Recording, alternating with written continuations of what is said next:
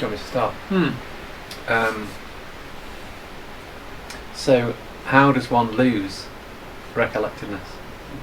Hmm. So let's start by reminding ourselves what recollectedness is. So how would you recollect yourself right now? How would you do that?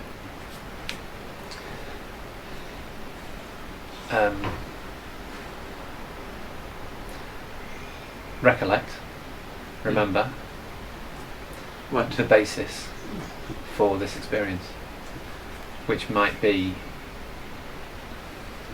I generally I will go to So practically, if I tell you now, recollect here yourself, now. what would you do? body, Body. for example. So you would recollect something that's already there Yes, on its own, that's right. which is why the Buddha referred to it as a reference point. Yeah. The Satipatthana Sutta, the references for your mindfulness.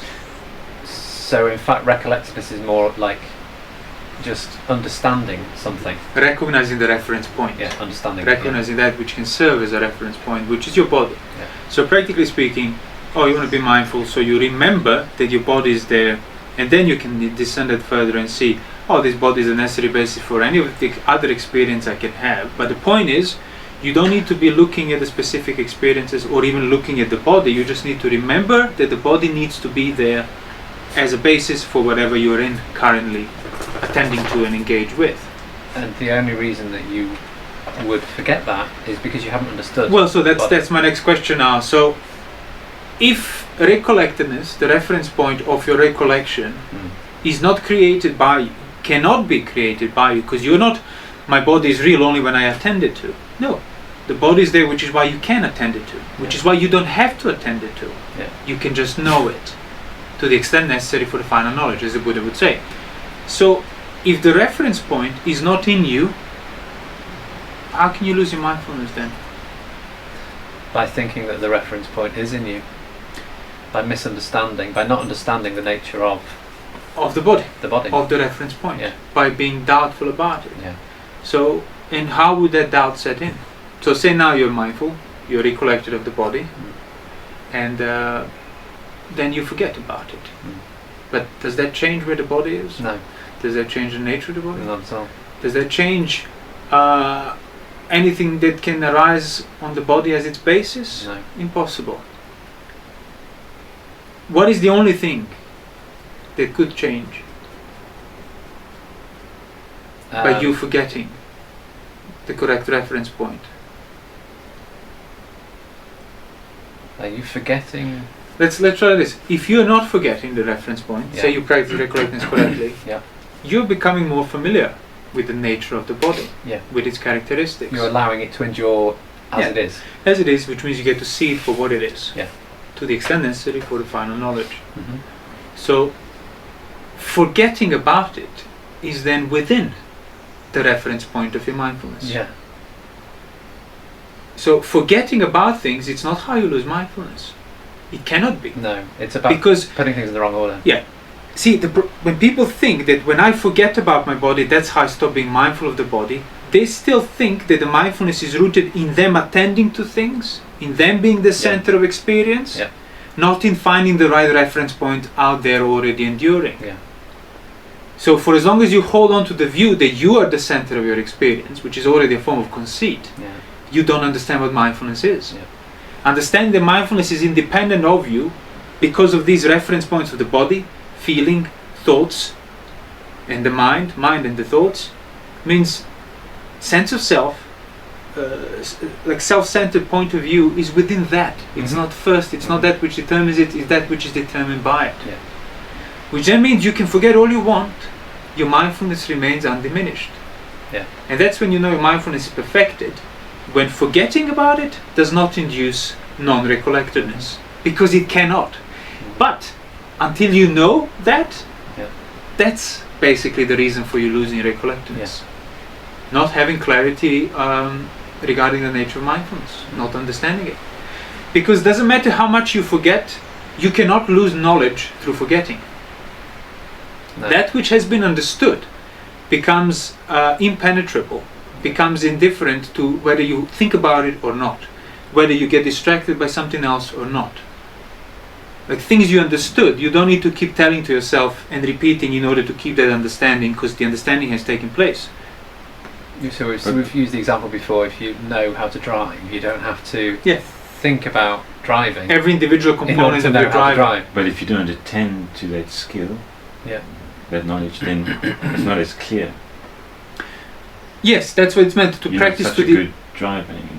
That's what it's meant to practice to the extent necessary for the final knowledge. So you're not practicing mindfulness for its own sake.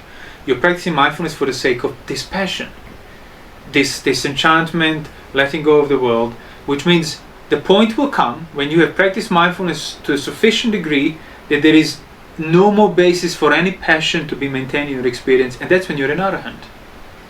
And yes, you can stop practicing mindfulness then, but that's kind of impossible, because by that time it wasn't your practice anymore, it was simply your knowledge.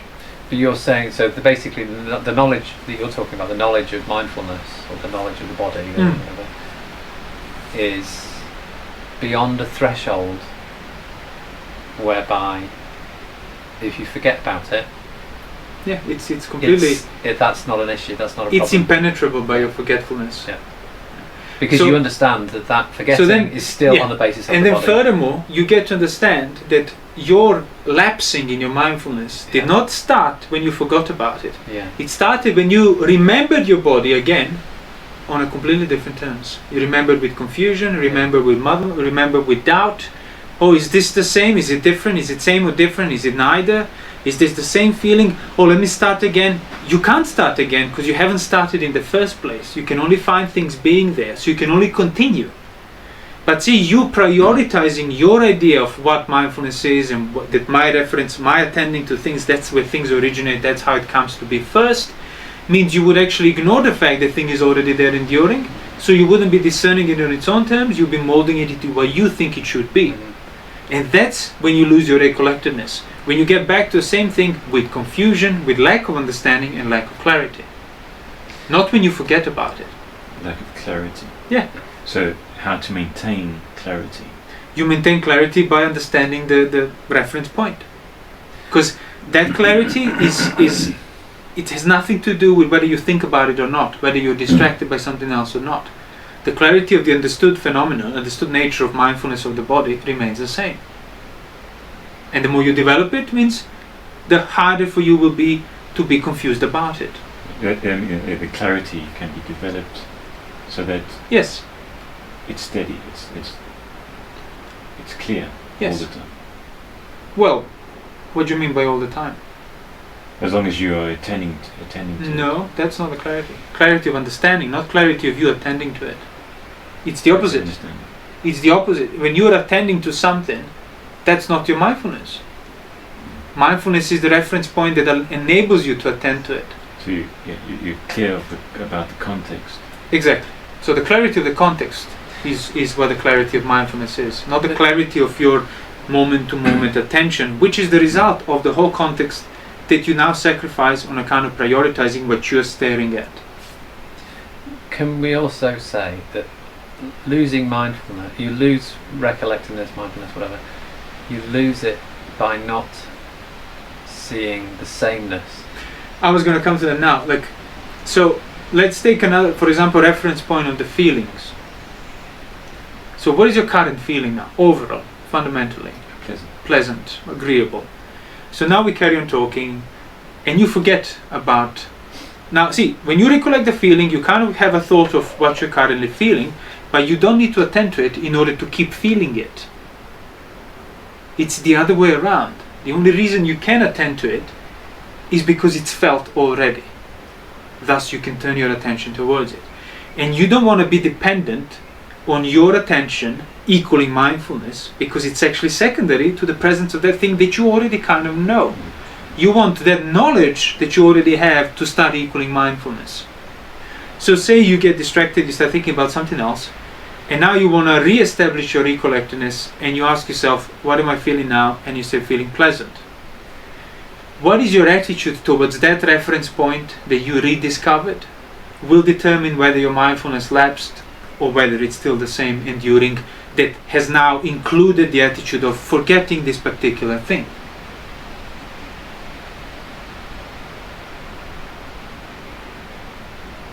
So when you get back to the feeling now, after having been thinking about it, do you think it's a different feeling?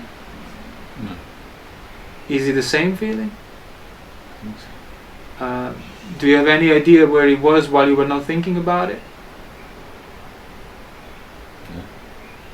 Where it was. Yeah, where was it while you were not thinking about it? Did it disappear and then come back, the No. same thing? No. So was it still there enduring? Yes. So the feeling, the reference point of mindfulness can endure then, unchanged, in its identity, so to speak, without needing you to attend to it constantly. I'm feeling this, I'm feeling this, I'm feeling, touching, moving. You don't need to keep repeating that, yet it's there. And that's only the beginning of the knowledge. Next time, you'll be less wound up when you forget about things, and you will not try to restart your entire practice. You'll just, no, I just need to recollect it correctly because it was always there. Or if you find out a different feeling, it's only different in its content. Yeah, but it's The still nature feeling. of feeling remains the same, Yeah. and enduring. And that's the whole point. So it's how you recollect it determines whether there is the right context being established or not whether you forget about it or not. The knowledge remains. Yes, and it's that knowledge that you get to develop layer by layer by layer. But the knowledge remains the same thing because It's not that dependent thing, on your because attention. that thing depends. That feeling, or let's say the nature of feeling, remains. Yes, yeah, that's what the knowledge is. Yeah. Not in whether you attend to it or not. So the knowledge gets developed. Mhm. Consciousness gets understood, as the Buddha said. But I think the tendency for most people is to prioritize Their point of view. change. So you might recognize, okay, I feel pleasant feeling now. I was feeling pleasant all morning. But the tendency, I think, is to put first what's changed. Well, because it's rooted in that view that you can impartially, externally observe your experience without being the partaker in it, or rather at the same time while you're partaking in it, you can have this completely independent point of view upon your experience, point of view that's independent of your experience, which is the idea of science, which is the idea of common idea of when people say everything is impermanent, thus I am impermanent. Yeah. So that's why people would then just, even when there is the same feeling enduring, they could not understand the idea of a thing enduring, unchanging. Yeah. They wouldn't say, well, it can't be the same feeling because 6 seconds have passed. Yeah. So And in my view, every second is a different entity. But then, if you were to pursue that view, you will realize it contains a contradiction, because there is a millisecond within a millisecond. Yeah. So how can you even utter a word and designate identity of something if it's changing at every, like those tiny microscopic levels? But there can't be in something enduring the same. There can't be sameness without there also being change at a more particular level. So I was going to say that the point is not like, oh, I must. It's not about denying the fact that things endure for 5 seconds or 10 seconds. It's to recognize that it's your notion of the thing comes first, which is why you can discern the endurance of it, as in its particular change. If there is no unifying identity of that thing, the change would not be perceivable. And I think that's what the mistake is, that people putting first what exactly. second. So people prioritize the more The particular, change. the more particular aspect which have changed. Yeah. Which is also Because that's in front. That is like the kind of first thing you see. Exactly. Yeah. And you will remain on that level. That will always be the first thing you see for as long as you also habitually act out of sensuality. But you can. Because that's also first thing you see. Sense objects. You don't see sense restraint. But those. So you have to learn how to look at the periphery, like look at the background, because those particular changes can only be particular changes of a thing. In if other that words, thing endures. you just need to find a reference point that remains the same throughout this change. Yeah. And Which not is what try mindfulness is. and not try to reinterpret the reference point through the change, but try to understand the change through the reference point. Yeah. So you can say, oh, this morning I felt like this, then I felt like that, and he said something else, and then it was this, then I done that. What was unchanged through that? It was something that the fact that my body was there, presence of my body was unchanged. So what is unchanged through all the different postures, all the different bodily actions? Presence of the body is unchanged, which is exactly why you can discern all these subgeneral, more particular changes. But no, you choose to put that first and say that I have the body because of all of these molecular changes in constant elements that I can only observe because I have the body first. Yes. It's reductionism. It's like everything can be reduced to the most particular. And then people try to understand the nature through the same kind of lens, saying, look, everything is constant. Look, things disappear, thus they're impermanent. That's not what impermanence is. No. So impermanence is only to be discovered when things are not disappeared while you're still alive. That's the only way you can understand impermanence. If you wait for death to be proof of impermanence, it's too late. And it's not impermanence, by the way. It's just another change. So you're not freeing yourself from the fact that things will disappear. You're freeing yourself that you're constantly within the change and partaking in the change. And you will, for as long as you put that first and don't see the nature of that which is changing. So endurance is in the completely opposite direction. It's in the impermanence is in the completely different direction. It's in the direction of what is actually enduring, what's remaining the same here. Yes, exactly. Which actually, now I say it sounds like a contradiction. It sounds like, but that's exactly where. That's where the Sotapanna's insight is. Whatever has the nature of manifestation, that is why it's impermanent. Not because I also waited long enough to see it disappear. No, it's because it's right there and I get to see it, and because that nature is present, I get to understand it. Because cessation is manifested, as the Buddha said. Arising is manifested, cessation is manifested. Impermanence is on the level of manifestation. And so seeing that the nature of, for example, body as being, so it's already enduring whether I attend to it or not. It's got nothing to do with whether I forget about it or not. I forget about it or not, it's got nothing to do with me. So the nature of that thing has nothing to do with me. Exactly. I have no control over it. That's where impermanence. And if I keep putting that first, I will gradually undermine my own gratuitous sense of that I am first. I am the master controller of this body. That's the development of knowledge. Yeah, exactly. Development of the nature of things that will have to result in this passion.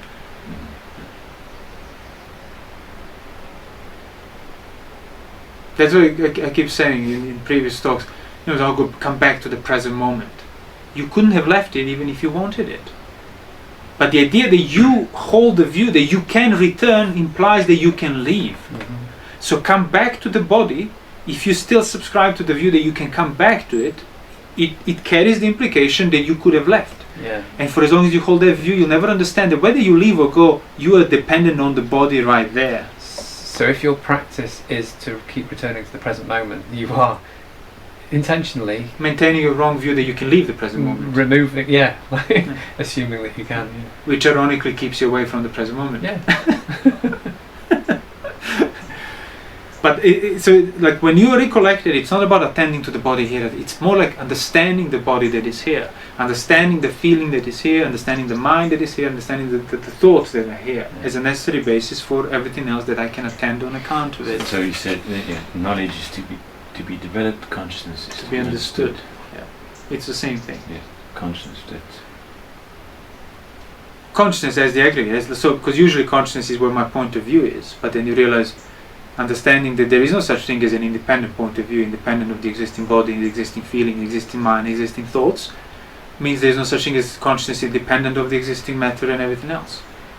So your sense of self, your self-centeredness, nobody denies that it's there, but you see it now as second, which means that's not the owner, that's not the master. It's when these things disappear, my sense of self cannot remain. That's basically experience of not self. Not through denying that which is self, but seeing it as fully dependent on this, and you fully understand it. So lack of understanding means putting your point of view first. So lack of understanding, not understanding consciousness, not understanding aggregates. Let's not go into aggregates now. Let's stick with the mindfulness. But yes, it corresponds to the same thing.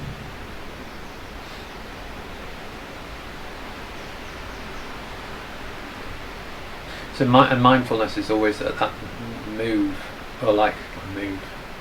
that understanding. It's just the understanding, isn't it? It's just recollecting the context that's been clarified. Putting the right thing first. Yeah.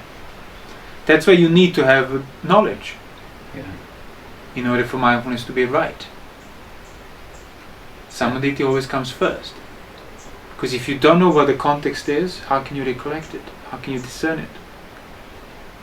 If the idea of mindfulness for you is attending to my body here and now, means exactly that. When I don't attend to it, my mindfulness is gone, because that's the only mindfulness that I know. But if the mindfulness is based on discernment and the knowledge, that can't go, because it's independent of what you choose to attend to. All you need to do is protect the context by not contradicting the context through acting out of greed, aversion, delusion. Or, I mean, you said this before, so when you realise you've forgotten the context, you realise that forgetting is included within that context. It's secondary within the enduring body. I can't possibly be here having forgotten about my body if there wasn't a body here. Yeah, impossible. So it doesn't matter the extent of your forgetfulness, the extent of your remembering it. If you have understood the reference point correctly, it will be included properly, which means you cannot be forgetful. And that is going beyond the threshold. That's a kind of... Yeah, that's already stepping across the threshold of that knowledge. Yeah. And now you're partaking in that right mindfulness. Yeah. So then even if you got completely distracted with, I don't know, to do something that required like this full-on concentration, when you stop doing it, your context is back, because it could have never left, and you understood that. So when the context re-emerges, so to speak, you don't mistake it, you're not confused. It doesn't... your confusion in regard to the re-emerging context of your body being there on a necessary basis does not induce you to think you are first. Yeah. That's when you have gone beyond the doubt as well. And that's when Buddha asked monks, do you see this has arisen? This is present. Do you see this is manifested? Yes, we do, sir. Do you see that on account of that being manifested as a necessary basis, this comes to be as well? He says, yes, we do. Monks, the one who is not clear that this comes first and this then comes second, is the doubt arising in their mind? Yes, it does, because they are not clear. So it's just doubt means confusion in regard to the right order. Lapse of mindfulness means confusion in regard to the right order. So it means that you could still, it's possible for you to still, when you remember, suddenly you realise you've forgotten presence of the body, there still remains a possibility for you to think that loss was because you weren't paying attention to it. In other words, it was your fault. Yeah, exactly. It's all down. I haven't attended to it hard enough. I come first. No, that's why it's about learning how to forget mindfully, and not about preventing forgetfulness. Yeah. And that's like even what Ajahn Chah described in one of his talks when he was practicing meditation. He was all wound up trying to concentrate on his breath every second.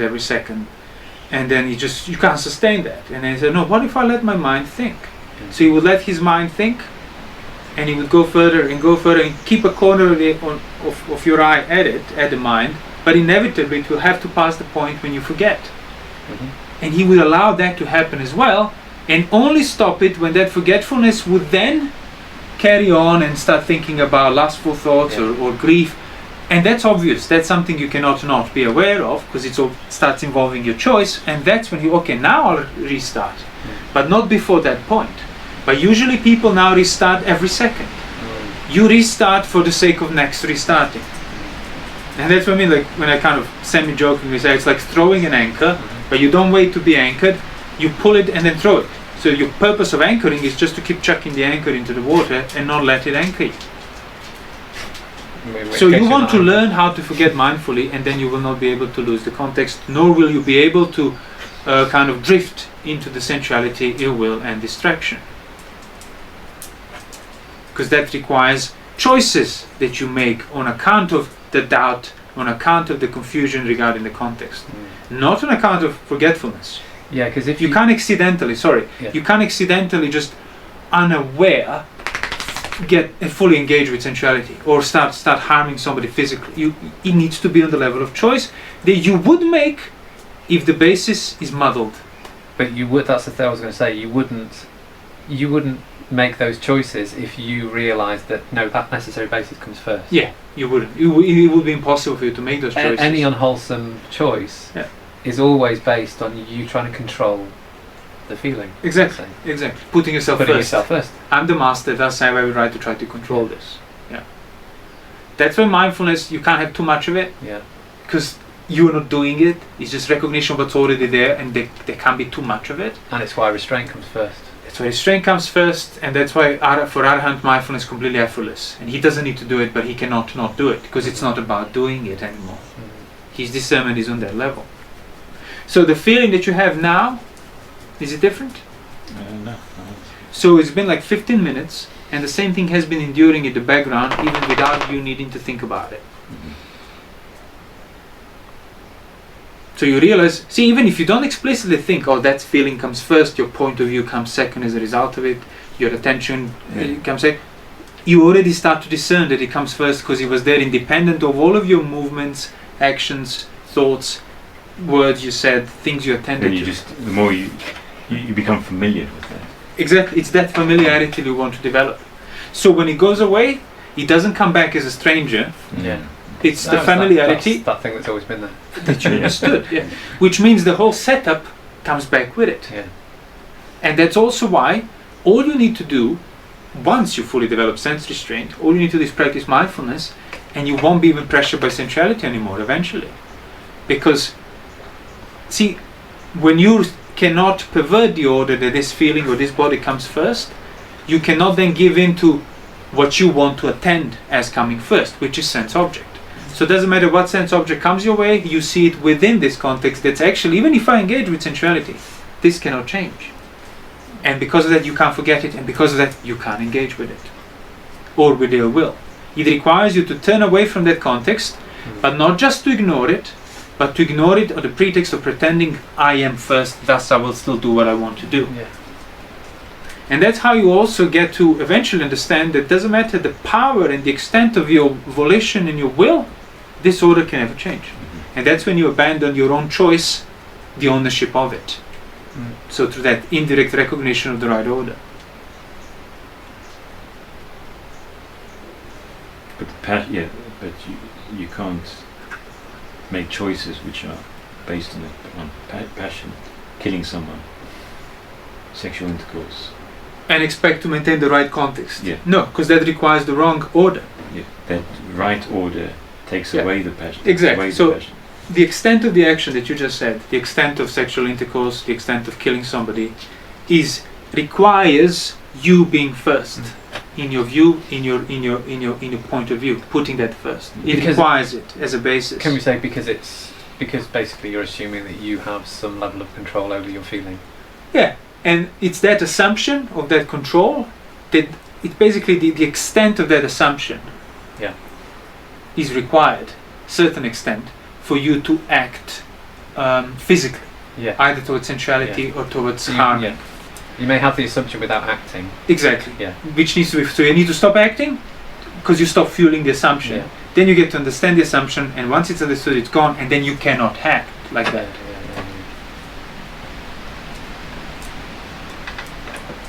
That's why like Arahant is incapable of sexual intercourse or intentional killing. Yeah. Not because those acts have lost significance and he doesn't even know what that is anymore. Yeah. No, it's because he cannot sort of twist his mind to the extent necessary for those acts to be intentionally done. And it's not also because because of all that willpower that he keeps. No. He's just got, Yeah. No, his understanding is fundamental. No, it's just the mind cannot be perverted to that extent anymore. Yeah. It's just impossible. Yeah. So yes, alternatively then you can, if the feeling, again, when I say the feeling, usually it should be discerned on the level of the mood, if you want to practically start developing what we're talking about. But yeah, you can do your body. So what is your current body posture? So whatever the body posture is present means the body needs to be there. So you start understanding necessity of the body through the current body posture. So, see, again, we've been speaking for like half an hour or something. The mind was going left and right, explaining different facets, different things. Your posture has remained unchanged. Yeah. And you didn't have to attend to it, and you didn't have to keep telling to yourself that that you must be seated, and you forgot about your body posture numerous amount of times, yet the reference point of mindfulness is still there. So you realize, so it's how I remember it. Yeah. If I remember it with that clarity, with the right context, if I recognize it for what it is, that's how you maintain your mindfulness. Not by having the kind of, the non-lapsing mindfulness. People think the idea is you just hold so tightly every second of your life for the rest of your life. One-pointed. And one-pointedness. No, it's completely opposite. It's just you're unable to not recognize it. Yeah. You cannot mistake it anymore. That's when mindfulness is developed to the extent necessary. So I could focus on the fact that my posture is maybe slightly changed. So like I had my arms Your arms crossed. have changed, your legs have changed. My legs have changed. Within the same identity of That's the right. same seated position. So could you say if you notice that you're suddenly in a different mood? So what's in common to a good mood, what's in common to a That's bad what I mood? was saying. So it's like make that move towards... Include hang on. Include it within. Include the mood within the greater identity of the unchanged thing. Which makes it possible for the those mood to two change. different things to be the same, to be a change. Yeah, which makes it possible for a mood to change. Yeah. If the current mood is the utmost highest point of your mood, it could never change. It would remain that. So good mood, bad mood, neutral mood, what's in common to that? It's a mood. Mood, exactly. So seated posture, standing, walking down, laying down, what's in common to it?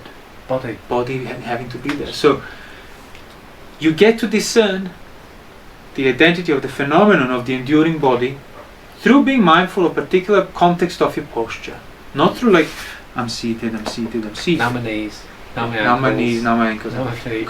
And you don't need to do that because you already know where you are and what you are, and the designation of seated body already is there. Yeah. Because if I ask you, are you seated now? Do you need to stop and think about it and like start body sweeping from your toes to the top of your head? No, you would know. Of course, I'm seated. So just thinking, so body sweep going through the body like this involves basically just playing with this image. Put it in. Playing with this image I have of what my body looks like spatially, based on the fact that I know I'm sitting down. Yeah. That wouldn't be possible if I didn't know I didn't was sitting down. Practically that results in you putting the image of where you think the body is first and not what your actual body is, which is the basis for that image. Yeah. And that's why you cannot be properly mindful. Yeah. And you cannot sustain that, and that's why the moment you forget about that image, you have forgot the only reference point in you, which was not even a reference point.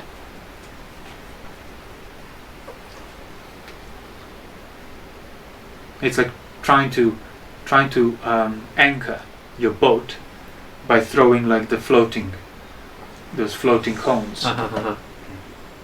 They just stay on the surface of the water, and then you float with it. You're not anchored because you're not discerning through what's there.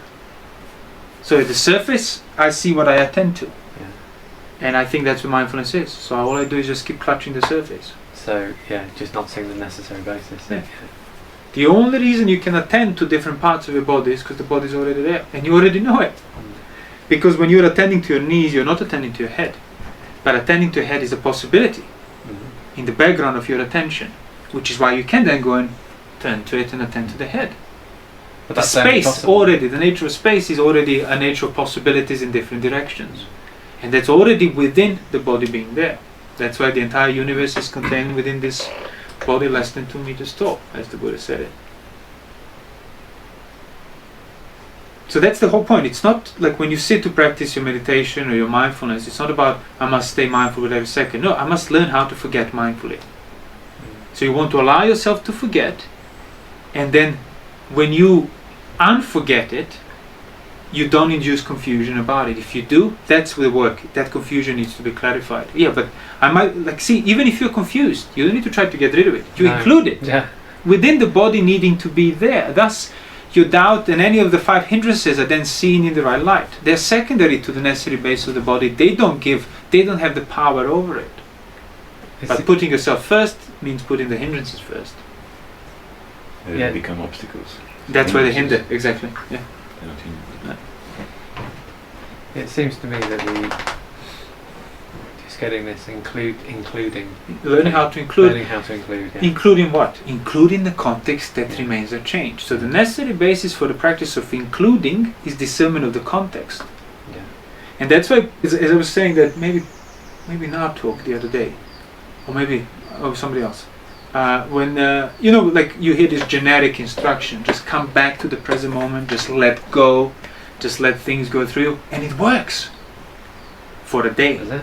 Yeah. Okay. It works initially you have a feeling because of, the problem of your suffering is you resisting things, and now there's this novelty that tell you don't resist, and you don't resist it, but then your context of it still context of resistance. So then you start resisting that, and that's why you come back to the present moment.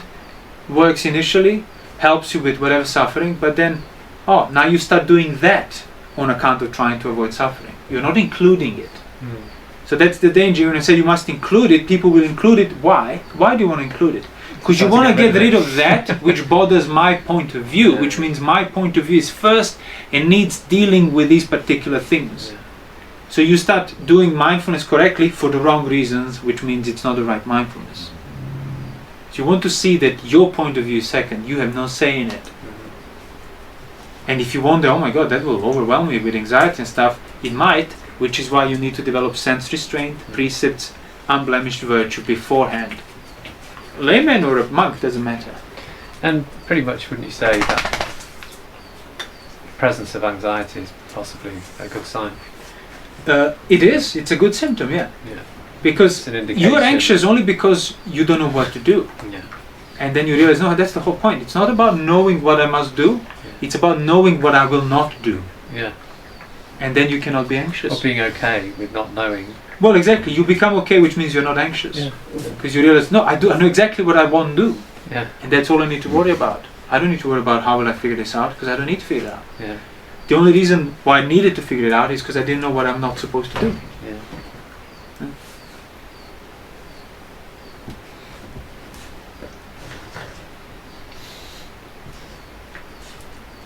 So then your mind drifts off, then you remember that your body is seated here. Okay, it's the same body, it's the same position, and the drifting there was a way, I don't need to use that as a, what if, no. That was within the body remaining unchanged. All this time, even when I wasn't thinking about it. But I wasn't practicing that. Exactly. So you have this sense of duty, sense of this is what I must do. Even that sense now, you don't need to act out of it. You include it in the body being unchanged, remaining in the same seated position when you sat down to meditate. And that's how you stop acting out of doubt, out of restlessness, out of worry, out of remorse.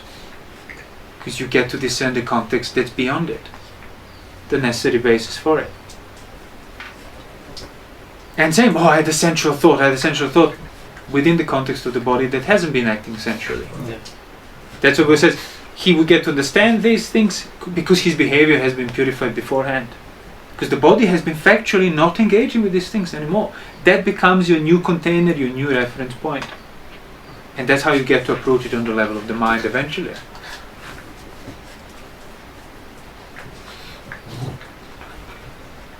So as the Buddha says, knowing thoughts as thoughts, feelings as feelings, the body as the body, you're knowing, like I've seen people, they meditate and then they're like, oh, there was no more body, there were no more thoughts, I went beyond the mind, beyond the body.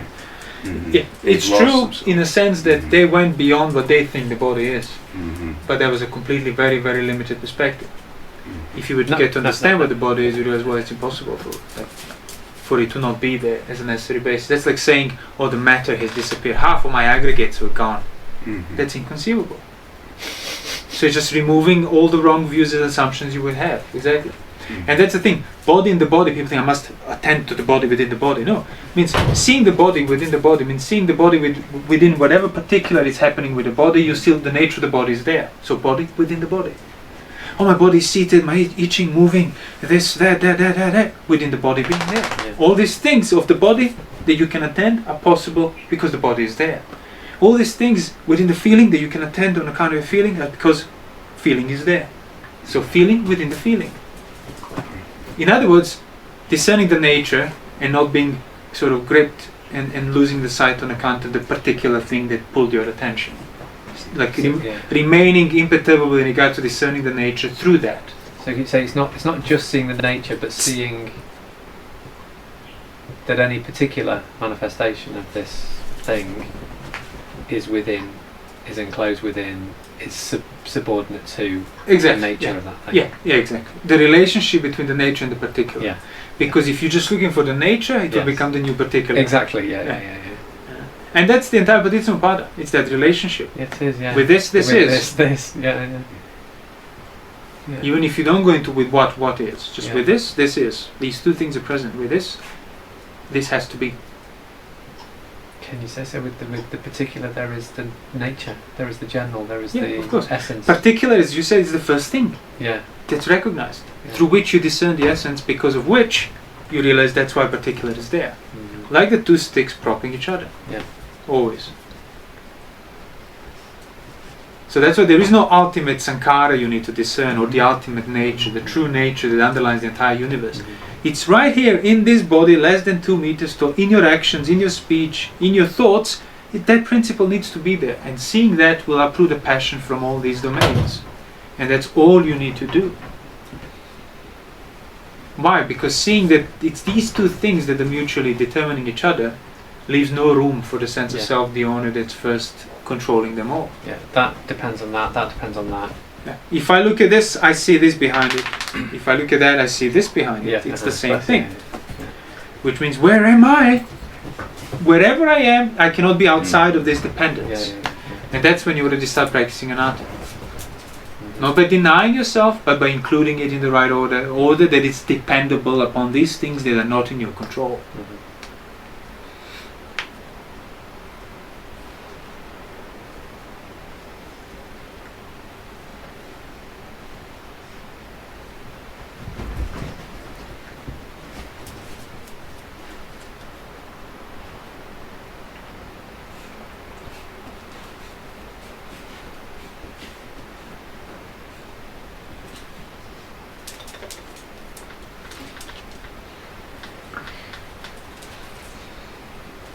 So practice of mindfulness is practice of mindful, recollected forgetfulness. Learning how to forget mindfully. Without inducing. How to forget without that forgetfulness. Yeah, learning how to forget without your forgetting inducing confusion and ignorance. Mm-hmm. And if it's induced, you include it on the necessary basis that was necessary for your experience of forgetting. Or learning how to forget in the right order. Yeah. Or not perverting the order on account of your forgetting. Because it's actually impossible to pervert the order. Doesn't matter whether you forget about it or not. Being clear about it, you'll stop being wound up by your forgetting. And equally, you'll stop acting out of passion on account of your forgetting, because you won't be forgetting. And forgetting just shares the same nature of anything else. It's an experience. That's what I mean. So I had the experience of forgetfulness on account of the present body enduring here, present feeling enduring here, which you cannot forget. Like forgotten means it's gone, it cannot be gone. And that's why it's in the sphere of knowledge, as we discussed that before. Yeah. You don't need to go around thinking that 2 and 2 is 4, 2 and 2 is 4. You know that always. Mm-hmm. You don't need to think about it, it's there. Because it's part of the level of understanding now how 2 and 2 works. Mm-hmm. So this, you understand the order, you're fully clear about the order. It's impossible to pervert the order through the confusion about the understanding. Means mindfulness is effortless. And that's the thing, isn't it? It's the same thing. With 2 and 2 plus 4, you don't keep meddling with it. You don't have this nervous sense that I've got to keep going back to it, because you realise that 2 and 2 and 4, no matter what I do, there's nothing I need to do. So I'll just stop doing anything with regard to it, because I don't need, Exactly. And that's it. Whatever you're experiencing, whatever you're meddling with, it's on account of the body being there. It's on account of the feelings enduring there, unchanged in their identity. Like they might be changing momentarily while remaining the same feeling. Yeah. It's on account of the mind being there, on account of the thoughts being there.